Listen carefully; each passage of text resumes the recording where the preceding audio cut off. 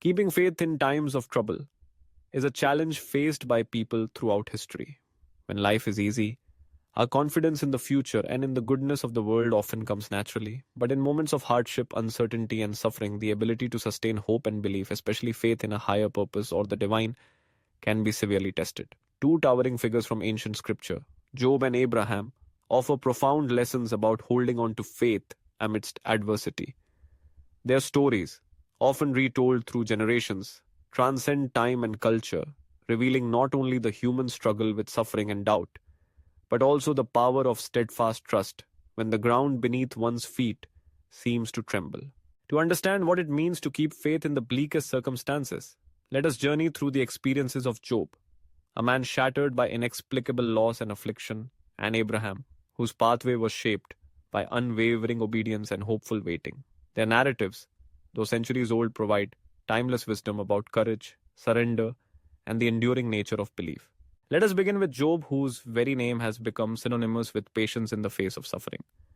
Job's story appears in the Hebrew Bible and has echoed through philosophy, literature, and theology.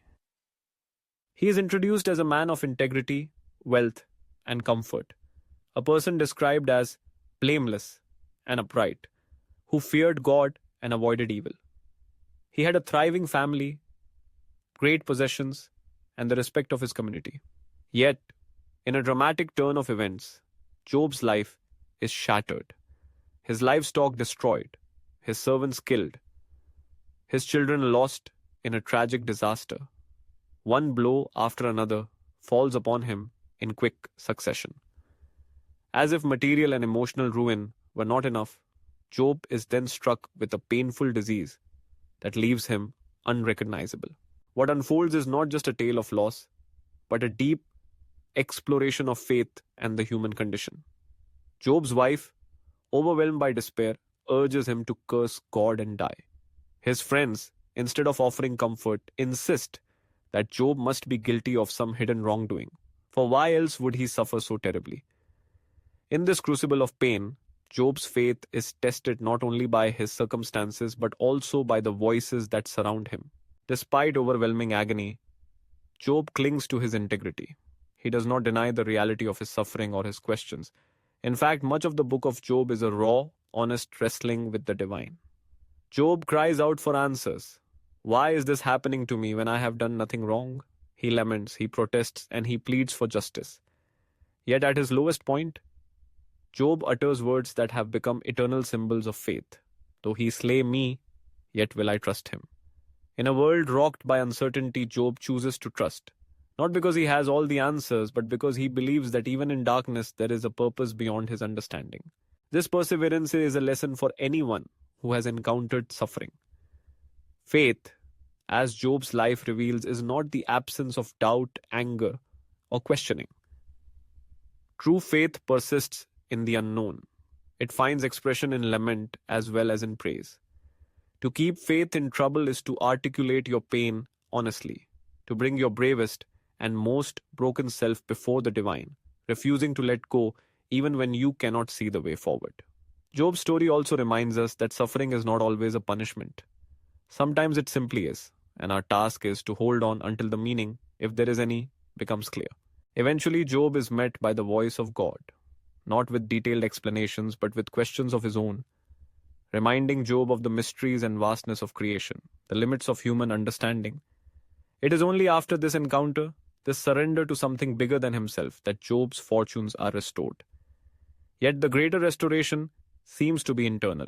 Job emerges not with all the answers but with a deeper relationship with the divine forged in the fires of suffering. Turning now to Abraham, we find a different portrait of faith, a story centered on radical trust, obedience, and the willingness to step into the unknown. Abraham, originally called Abram, is introduced as a man living comfortably in the city of Ur. His life takes a decisive turn when he hears a call from God. Go from your country, your people, and your father's household to the land I will show you. In other words, leave everything familiar, your identity, your security, your history, and walk into a promise that is yet unseen. What makes Abraham remarkable is his response. He goes, not knowing where the path will lead, not equipped with a map or a clear future, but trusting in a voice that has called him. This is the blueprint of faith, to move forward even when the destination is shrouded in mystery. The journey of Abraham is marked by waiting. He is promised descendants as numerous as the stars, a land to call his own, and that through him all nations would be blessed. Yet years pass, and these promises remain unfulfilled. Abraham and his wife Sarah grow old, the hope of children fades. There are moments of doubt, moments when Abraham seeks alternative solutions. But faith does not mean never wavering, it means returning again and again to trust.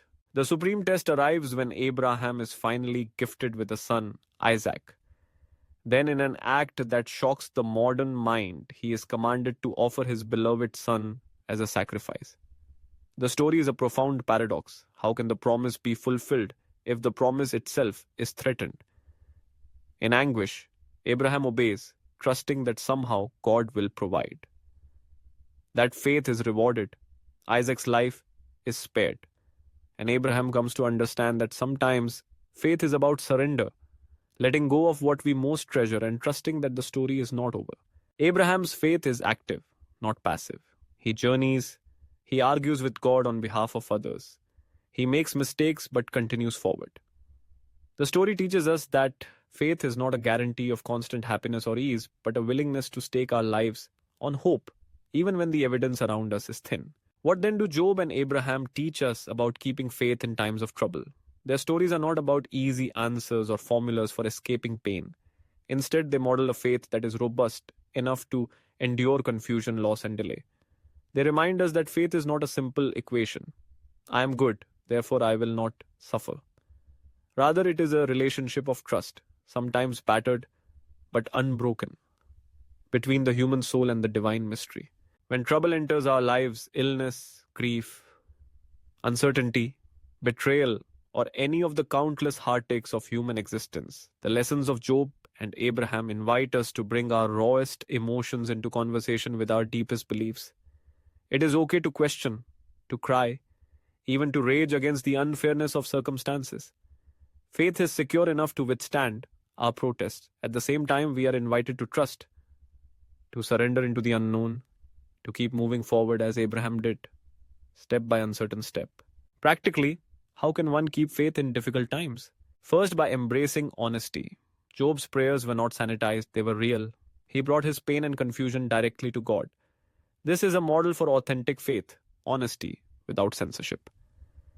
When trouble strikes, we can admit our fears, doubts, and anger, trusting that these do not disqualify us, but rather draw us deeper into genuine relationship with the divine. Second, by cultivating patience. Both Job and Abraham waited for relief, for answers, for fulfillment of promises. Patience is not passive resignation. It is an active stance of hope, a posture that says, I will wait for the morning even while it is still dark. Patience enables us to endure what we cannot change and to remain open to new possibilities. Third, by staying connected to community. Though Job's friends misunderstood him, their very presence in his ordeal reflects the fundamental human need for support. In times of trouble, sharing our burdens with others, trusted friends, family, or a faith community can keep our hope alive. Others may hold us up when our strength falters. Fourth, by remembering stories of the past. Job and Abraham are part of a great cloud of witnesses, those who have faced overwhelming odds, persevered, and found meaning on the far side of suffering. Their stories can inspire us to continue when our spirits are low. Remembering how faith has sustained others can be the spark that rekindles our own. Fifth, by learning to surrender. Abraham's journey, culminating in the willingness to lay down his beloved son, shows that faith is ultimately about trust. Surrender is not giving up, but letting go of the need to control or predict outcomes. It means accepting uncertainty, trusting that even when we cannot see the whole picture, there is a purpose unfolding beyond our comprehension. And finally, by seeking the presence of God, not only in the mountaintops of life, but also in the valleys. Job, in his suffering, learned that the divine is close to the brokenhearted. Abraham found God in unfamiliar landscapes, in the journey itself. The assurance that we are not alone, whatever form that assurance takes, can be the anchor that holds us steady when the storms rage. To keep faith in times of trouble then is not to wear a mask of unfeeling optimism. It is to engage honestly with reality, to hope against hope, to wait patiently but persistently, to connect with others, to remember that we are not the first to suffer, to surrender what we cannot control, and to seek the divine even and especially in the shadows. Life will bring seasons of uncertainty and loss. In those moments, the examples of Job and Abraham invite us not to retreat from faith, but to redefine it, not as a shield against suffering, but as a path through it. Their stories whisper across the ages: be honest, be patient, walk forward, and when you can neither see nor understand, trust that you are not alone. You may not find quick answers, pain may last longer than you think you can bear. But as Job discovered, wrestling with the questions can sometimes open the door to a deeper wisdom. As Abraham showed, the journey into uncertainty can itself become a journey into blessing.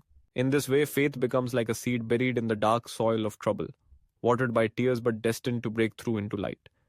The promise is not that we will avoid hardship, but that, like Job and Abraham, we may one day look back and see that faith carried us, sometimes faltering, sometimes fierce, all the way through.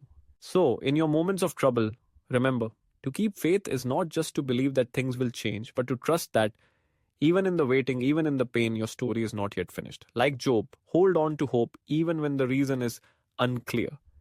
Like Abraham, step forward even when the road ahead is hidden. For in the valleys of life, where certainty has fled and answers are scant, it is this kind of faith that can sustain and transform us. A faith that is not the absence of questions, but the endurance to keep walking, the courage to keep hoping, and the trust to keep believing, come what may.